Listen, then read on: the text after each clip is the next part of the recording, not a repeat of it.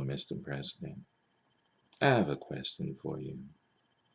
I want to know, do you have the balls to actually do something in regards to the state of guns in America?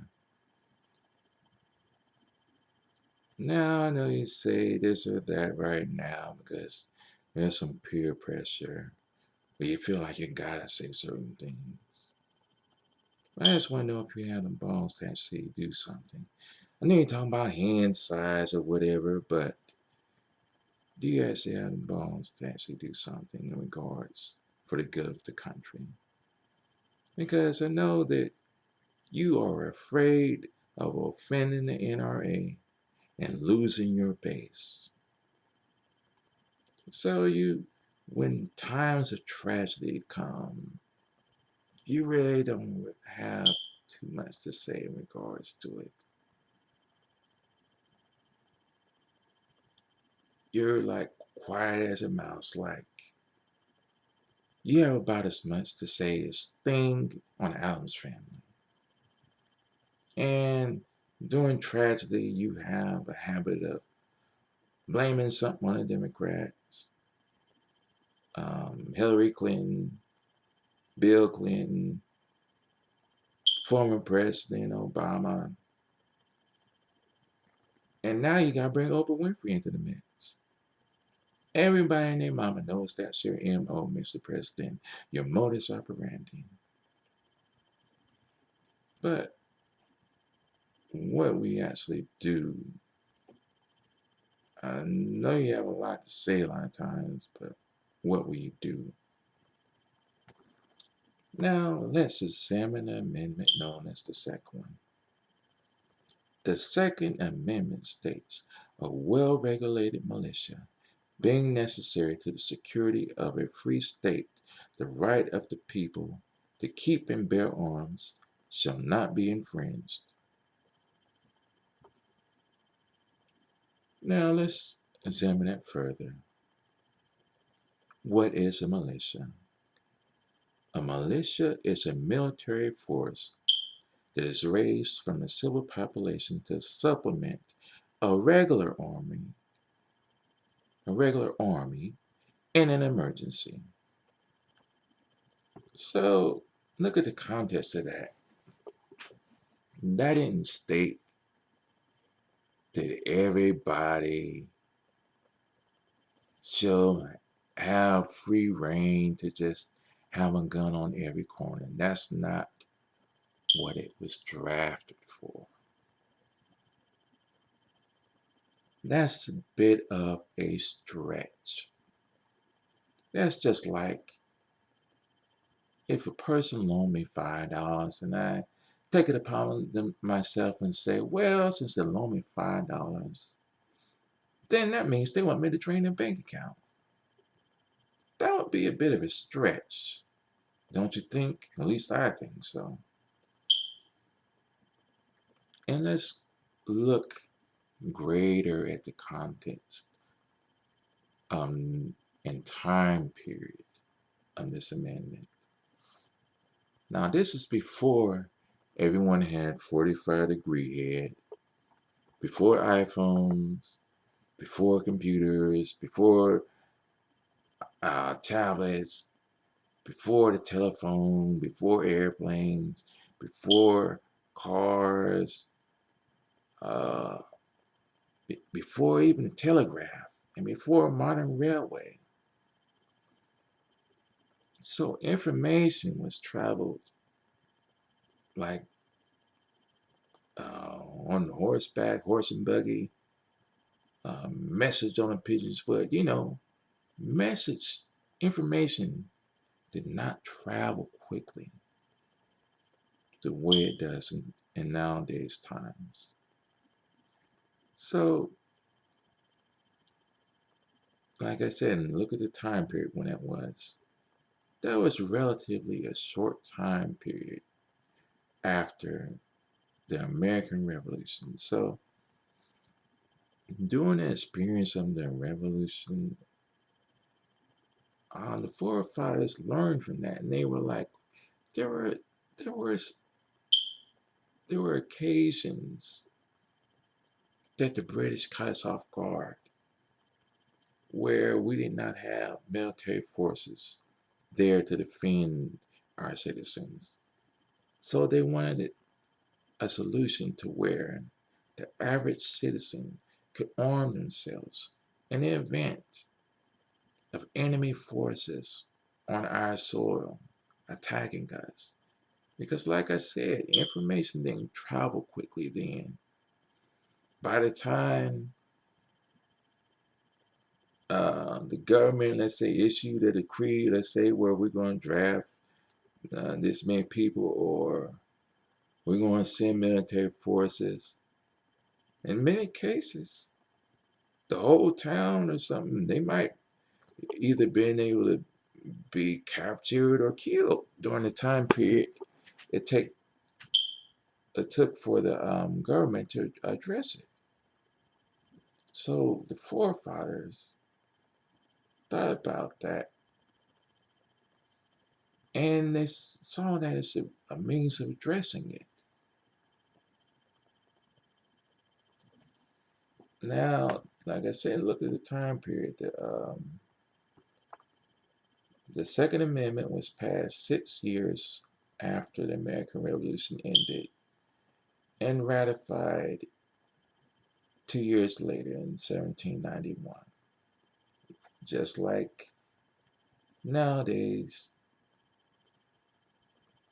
bills take a while to get passed. Just look at the budget situation. You know, it's been quite a long time, and a permanent or for the foreseeable future solution has not yet been done for that. But also, I want you to think about this in regards to guns. Back in that era, guns were loaded and fired like this.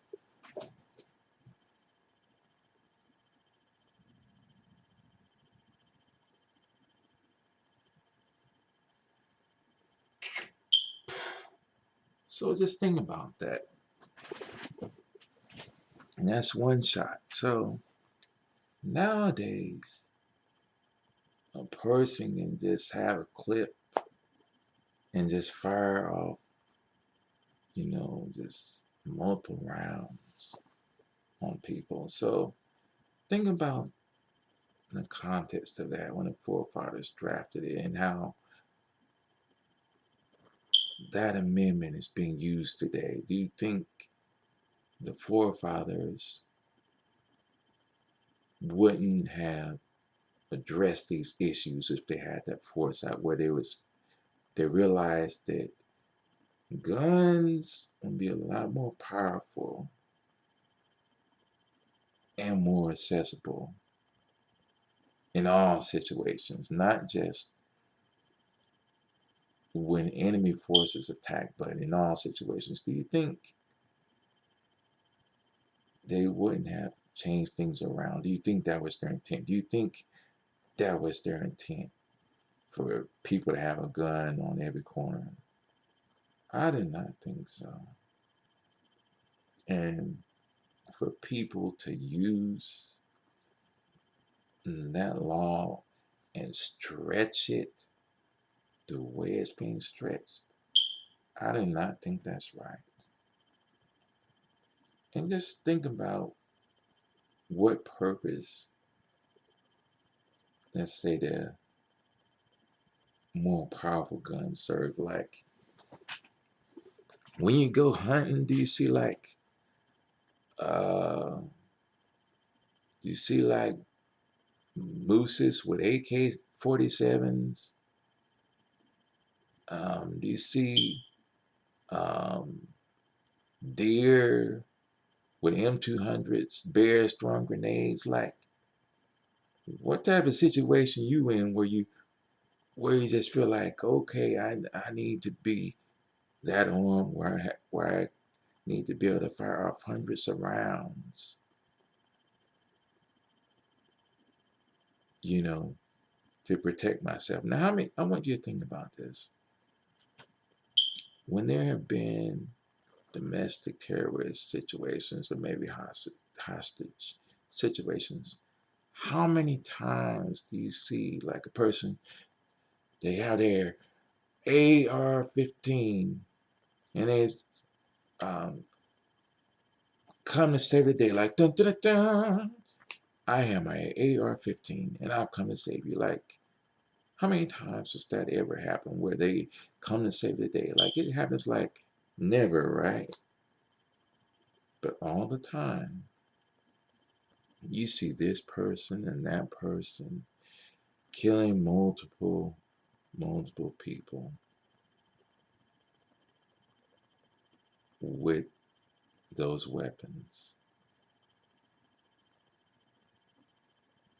And I think things need to change. And also, not just average citizens have died with those type of weapons. Law enforcement has also died as a result of those weapons. Now, I want to say this. I do not advocate ever taking the right to bear arms for the from citizens, but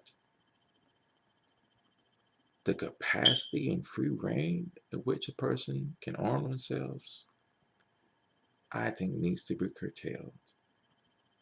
And that's where the line needs to be drawn. One thing that needs to happen is people need to be trained to use guns. They need, just like you have a training or need a license, um, and be able to do things to obtain your license while driving a car. I think something similar needs to happen in regards to guns. Now, you might have it where, let's say a person can, if they qualify and meet all the background checks, standards, that they can get a license as soon as that process is over. You may have that done, but have it, let's say, 30, 60, 90 days where a person has to commit, I mean, has to take certain lessons of handling a gun for that license to be valid for its total duration. Yes, I can understand there are certain circumstances where people need to arm themselves and they may not have had the luxury of training. But not only do the people need training as far as okay, safety or loading it and things of that nature, people need to be taught how to handle guns, when they need to handle it in real life situations, because when when people use guns, this tends to be not like a calm situation. It's not like, oh, you're going fishing somewhere or something like that. You're in a more hectic or emotional type state when using a gun. So that needs to be taught to where how people, when they're in situations that arise that leads to conflict involving gunfire, they need to be able to handle that in emotional situations, not just calm situations, emotional situations, because that's more real life conditions. You need to be able to handle guns in a type situations you're going to need to handle them in. Now that's one issue. Behavioral issues or mental state issues, that's another aspect that needs to be addressed. And another thing I think needs to be done, someone needs to invent a non-lethal, high-velocity projectile firing device. That way, if people had that at their hands, people would be a lot more safe, because if people knew that they can fire without risking someone's life, and they could immobilize a person, you would see like the streets would be a lot more safe. I would think something along the lines of a tranquilizer gun, but more powerful and closer to your average firearms. If you had that available, that would be a lot better for as the country goes. Because how many times have people lost their lives in seeing cop standoff situations where people, they may not even had a gun,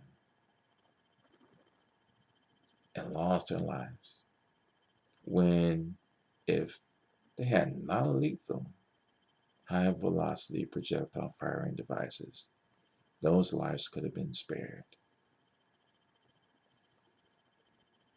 And also, I think some of the police tactics needs to be addressed as far as standoff situations, like rubber shotgun pellets in some cases could save some lives. Maybe if you got one thing that's not really thought about in police standoffs, they're not thinking of the aerial view from attack, where I don't know if a net or something like that can be dropped down, or something with a drone, maybe somewhat, let's say maybe non-lethal weaponized. A lot of things can be done to curtail the loss of life in this country, but a lot of people think more powerful guns and more guns in every situation is the issue. But if the reason people get guns are often because other people have guns, so that's not really the real solution to it. You want to be in a situation where you try not to put yourself in a situation where a gun is needed. That should be the primary goal. Now, if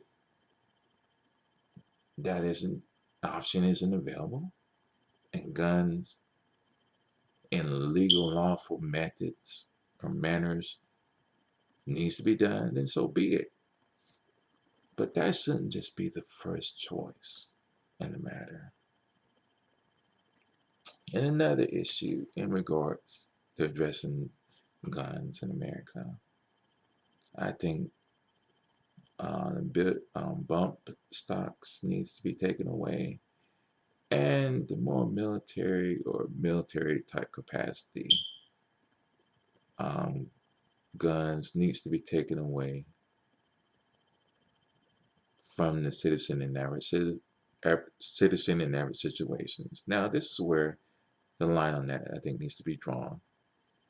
I think people need to have the ability to fire all type weapons in shooting galleries and shooting ranges under those provisions.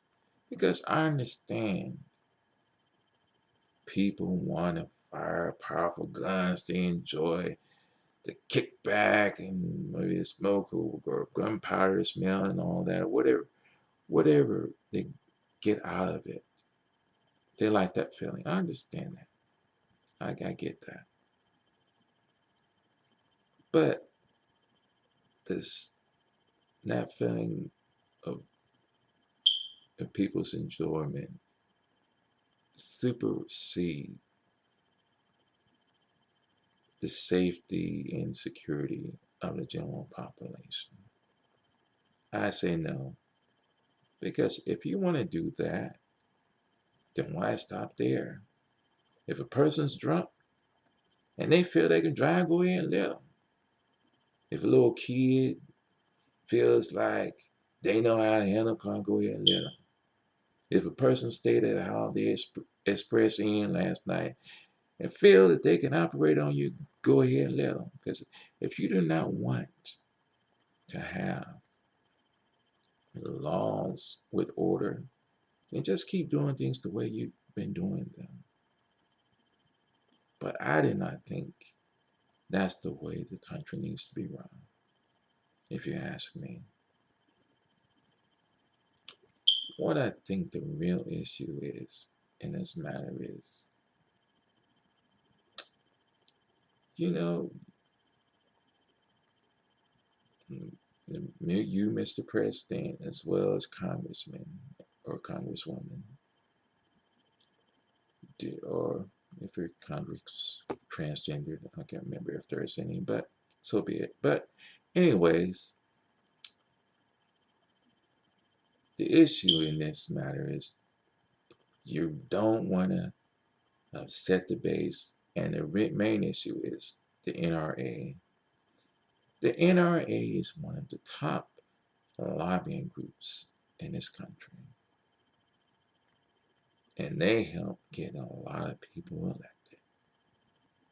And you do not want to bite the hand that feeds you, so to speak. So there's a lot of fear mongering going on.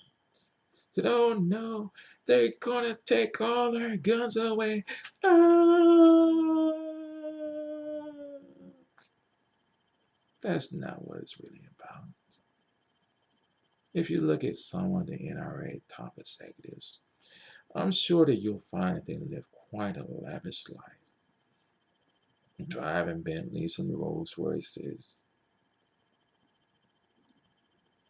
taking trips on private jets, living in $1 million large mansions, on cruising on $1 million yachts, sipping on Cristal or whatever. That's what this really is about. It's about money. You follow the money, that's where you'll find the real issue in relation to guns. The gun industry in this country is a multi-billion-dollar industry. And that's not including worldwide. That's just in this country. So what it boils down to is like, they're like, we don't necessarily want all those people to die, but we're making too much money. And we do not want to quit making this much money. So it's like, yeah, these tragedies are going on, but we cannot let this gravy train stop. That's what it really boils down to. The NRA and gun manufacturers are making too much money. And they do not have a solution that keeps making them this much money while helping protecting the safety of our citizens. That's what it's about. But I want to know, Mr. President, if you had the balls to actually do something about this, to actually do something that has some teeth, and not just telling people things to make them feel better. That's when you actually talk about it. But I want to know if you're actually going to do something about it. We'll see when things die down, when this current tragedy isn't in the news as much anymore. When they're not talking about it, we'll see if you actually do something about it. If you actually have the balls to do something about it. That's what I want to know, Mr. President. If you will actually do something about it.